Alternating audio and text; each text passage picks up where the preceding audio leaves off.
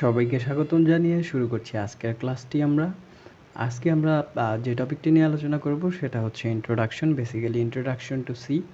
যেহেতু আমাদের পুরো ইন্টার প্লেলিস্টটা হচ্ছে সি প্রোগ্রামিং ল্যাঙ্গুয়েজ নিয়ে। সো প্রথম দিনে আমরা কোর্স আউটলাইন বা কোর্স প্ল্যানটি দেখে নিয়েছিলাম, পুরো প্লেলিস্ট জুড়ে আসলে আমরা কি কি শিখব। তবে আজকে আমরা যে জিনিসটা দেখতে যাচ্ছি সেটা হচ্ছে ইন্ট্রোডাকশন। আর আজকে যে আলোচনা হবে এই আলোচনার মধ্যেই আমরা আমাদের পরবর্তী যে অংশটুকু রয়েছে সেই অংশটুকুর একটি সম্যক ধারণা পেয়ে যাব, এবং এই ধারণা থেকেই আমরা পরবর্তী অংশগুলো খুব সুন্দরভাবে আবারও রান করতে পারবো। সো বেশি দেরি না করে আমরা আমাদের লেসনের দিকে চলে যাই। সো আজকে আমরা ইন্ট্রোডাকশন নিয়ে কথা বলবো, আর প্রতিদিনের মতো আজকেও আমি আপনাদের সাথে কোর্স ইনস্ট্রাক্টর হিসেবে আছি এমডি আহসানুল আলম। আর আপনাদের কোনো রকম মতামত বা কোনো রকম প্রবলেম ফেস করলে আপনারা সরাসরি আমাদের ওয়েবসাইটে চলে যেতে পারেন, যেটা হচ্ছে www.trionixbt.com, অথবা আপনারা চাইলে সরাসরি আমাদের মেইল করতে পারেন info@trionixbt.com থেকে। আবার যদি আপনি চান পার্সোনালি কন্ট্যাক্ট করতে চান, সেক্ষেত্রেও আমার কিছু ইনফরমেশন নিচে দেওয়া আছে, আপনি চাইলে সেখান থেকে আমার সাথে যোগাযোগ করতে পারেন।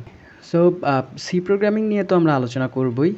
সি প্রোগ্রামিং, একটা কথা মাথায় রাখতে হবে, সি প্রোগ্রামিং।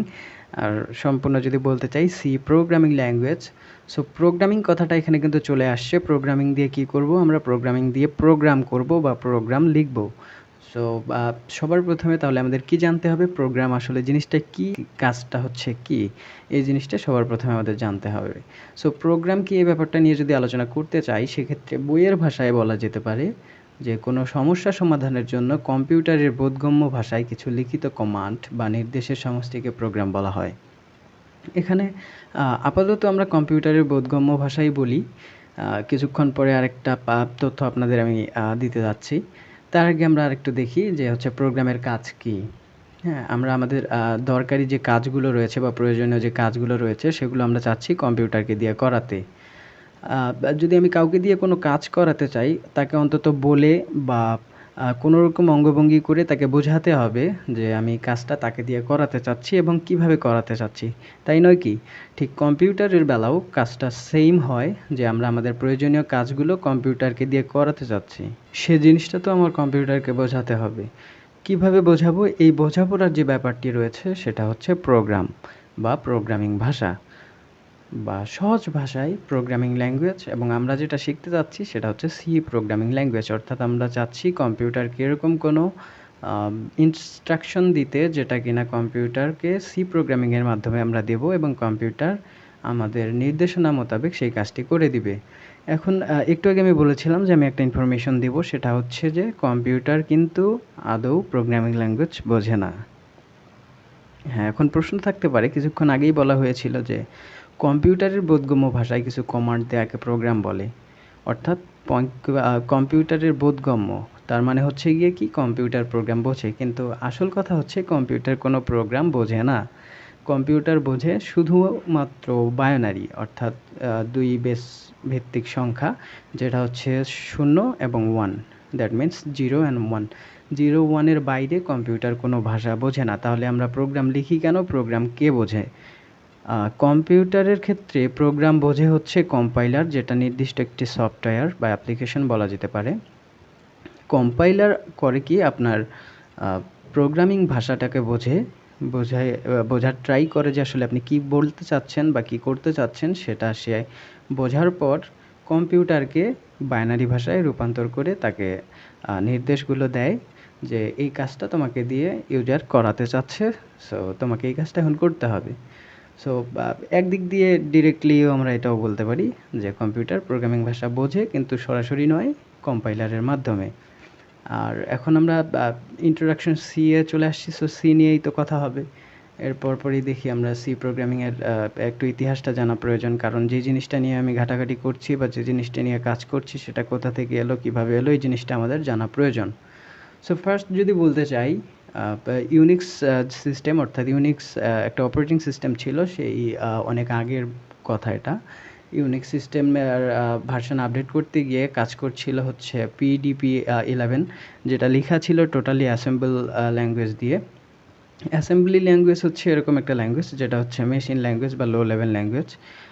বা সেই অ্যাসেম্বলি ল্যাঙ্গুয়েজ লেখার সময় দেখা যেত যে সেই ব্যাপারগুলো খুব কমপ্লেক্স হয়ে যেত এবং অ্যাসেম্বলি দিয়ে যে কাজগুলো করা হতো সেটা নির্দিষ্ট প্ল্যাটফর্মের জন্য আলাদা আলাদাভাবে করতে হতো, যেটা লেখা বা বোঝা আমাদের ক্ষেত্রে অনেক টাফ ছিল।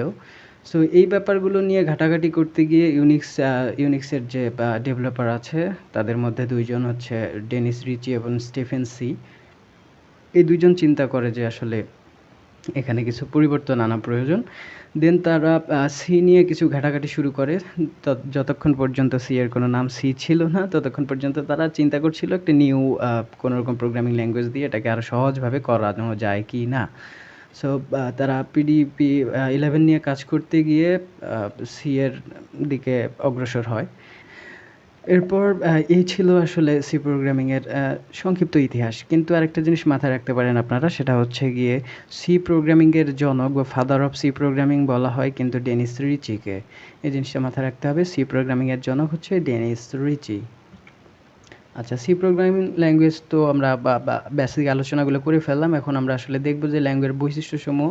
যদিও আমরা আগের যে স্লাইড ছিল সেখানেই অনেক ধারণা পেয়ে গেছি আসলে বৈশিষ্ট্যগুলো কীরকম হতে পারে। সো আমরা আরেকবার এখানে ইন শর্ট দেখে নেব। এটা হচ্ছে কম্পাইলার বেসড, অর্থাৎ সরাসরি কাজ করে না, কম্পাইলারের উপর নির্ভর করে কাজ করে। দেন হচ্ছে লিজ বা আপনার মেমোরি ম্যানেজমেন্টের কাজ করতে পারে খুব ভালোভাবে, মেমোরি ম্যানেজমেন্ট করতে পারে, ফাস্ট অ্যান্ড এফিসিয়েন্ট এই ল্যাঙ্গুয়েজ। দেন হচ্ছে এটার রিচ লাইব্রেরিজ রয়েছে, এটার অনেক লাইব্রেরিজ রয়েছে এবং কমিউনিটি অনেক বড়। আপনি কোনো রকম প্রবলেম ফেস করলে সেটা খুব সহজেই সার্চ করে বের করে নিতে পারবেন। হয়তো যে প্রবলেমটা আপনি এখন ফেস করছেন সেটা কেউ অনেক আগে সেটার একটা সলিউশনও সে দিয়ে রেখেছে। এবং এটা হচ্ছে পোর্টেবল, আপনি কোড লিখে সেটা সেভ রাখতে পারবেন। সেই সেভ কোডটা আবার আপনি চেঞ্জ করতে পারবেন, এক জায়গা থেকে আরেক জায়গায় কোনোভাবে ক্যারি করতে পারবেন। দেন হচ্ছে সেটা মডুলারিটি থাকে এটার। দেন হচ্ছে রিকারশন ব্যাপারটা খুব সুন্দর একটা ব্যাপার, যেটা হচ্ছে একটা ফাংশনের মধ্যে নিজেই নিজেকে ডেকে নিয়ে আবার কাজ করানো যেতে পারে। দেন হচ্ছে স্ট্রাকচার্ড প্রোগ্রাম, গঠনগত দিক থেকে খুব সুন্দর, প্রসিডিউর মেনটেন করে কাজ করে। এটা হচ্ছে এক্সটেন্সিবল এবং সিম্পল একটা প্রোগ্রাম বা প্রোগ্রামিং ল্যাঙ্গুয়েজ, যেটা হচ্ছে মিড লেভেল। এবং এটা পয়েন্টার নিয়ে কাজ করতে পারে, অর্থাৎ মেমোরির ক্ষেত্রে যখন আপনি কাজ করতে যাচ্ছেন, মেমোরি অ্যাড্রেস বা মেমোরি অ্যালোকেশনের সময় কোনো কিছু ডাটা সেভ থাকছে, সেই ডাটার কোন অ্যাড্রেসে সেভ থাকছে আপনার, সেই জিনিসটাও আপনি সি প্রোগ্রামিংয়ের মাধ্যমে খুব সুন্দরভাবে উপস্থাপন করতে পারবেন। সো আজকে বেশি আলোচনা করব না, আমরা জাস্ট সি এর বেসিক জিনিসটা আমরা জানলাম। এবং এখানে আমরা বেসিক সিনট্যাক্স অফ সি দেখতে পাচ্ছি, যেটা হচ্ছে সি এর একদম বেসিক সিনট্যাক্স। উপরে ইনক্লুড studio.h আছে, যেটা হচ্ছে একটা হেডার ফাইল। দেন হচ্ছে ইন্টিজার, আইএনটি মিন হচ্ছে ইন্টিজার, আর মেইন মানে হচ্ছে এটা একটা নেম। কিসের নেম? একটা ফাংশনের নেম, যেটা হচ্ছে প্রধান ফাংশন সি প্রোগ্রামিংয়ে। এবং সি প্রোগ্রামিং এই প্রধান ফাংশনটাকে অ্যাক্সেস করেই কাজ করে। আর ভিতরে আমরা কিছু এলিমেন্ট দেখতে পাচ্ছি। আপাতত আমরা এইসব নিয়ে না মাথা ঘামাই, পরবর্তী ক্লাসে অর্থাৎ নেক্সট যে ক্লাসটা আসছে আমাদের, সেটার মধ্যে আমাদের সিনট্যাক্স নিয়ে বিস্তারিত আলোচনা রয়েছে, সেই ব্যাপারটা আমরা দেখব। আপাতত জাস্ট আমরা গঠনটুকু মাথায় রাখতে পারি বা দেখতে পারি। সো আজকের ক্লাসের জন্য আমার মনে হয় যে এতটুকুই যথেষ্ট। আপনারা যদি বুঝে থাকেন তাহলে আপনাদের জন্য এতটুকুই ইনাফ হবে আজকের জন্য। এবং যে জিনিসটা প্রতিদিন বলি সেটা আজকেও বলে রাখা প্রয়োজন মনে করছি, সেটা হচ্ছে যে আপনারা যারা এখনও চ্যানেলটি সাবস্ক্রাইব করেননি, চ্যানেলটি সাবস্ক্রাইব করে দেন এবং পাশে যে বেল আইকনটি রয়েছে সেটা প্রেস করে দেন। আর অবশ্যই লাইক করবেন, কমেন্ট করবেন আপনার প্রবলেমগুলো বা কীভাবে আমরা আবারও আপডেট করতে পারি, কীভাবে আরও সহজভাবে আপনাদের বোঝানো যেতে পারে, সেটা আপনারা কমেন্ট সেকশনে জানাবেন। এবং শেয়ার করতে ভুলবেন না, কারণ আপনার একটি শেয়ারের মাধ্যমে আপনার প্রিয়জন বা আপনার ফ্রেন্ড সেও এখান থেকে উপকৃত হতে পারে।